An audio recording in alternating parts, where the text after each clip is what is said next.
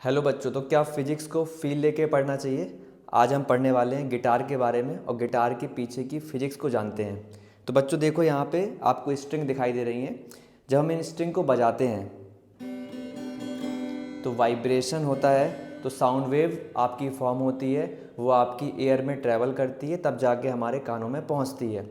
String में कौन सी wave होती है? ट्रांसवर्स वेव्स, और जो हमारे कानों तक पहुंचती है उसको बोलते हैं लॉन्गिट्यूडनल वेव। अब साउंड की कितनी फ्रीक्वेंसी होती है, तो देखें यहाँ पे इसका एक फॉर्मूला होता है, F=1/2L √T/μ। टी क्या होता है? String tension. एल क्या होता है? String length.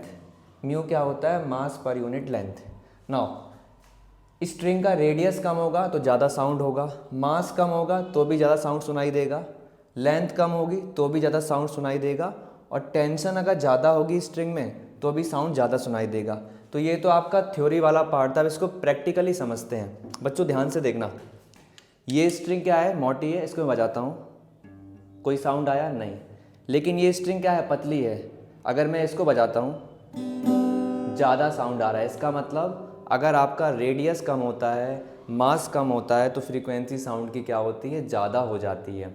आपने देखा होगा जो गिटार बजाते हैं पहले वो इसको कसते हैं, वो क्या करना चाहते हैं? ये जो आपकी स्ट्रिंग होती है इसकी टेंशन को बढ़ाना चाहते हैं, इसका जो तनाव है उसको बढ़ाना चाहते हैं, क्योंकि जब टेंशन बढ़ेगी तो भी साउंड क्या होगा? हमें ज़्यादा सुनाई देगा।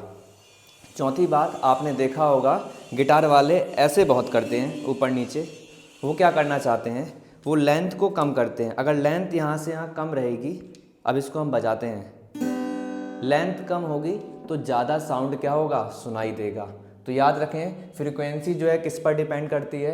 रेडियस पर, मास पर, लेंथ पर और टेंशन पर। थैंक यू बच्चों।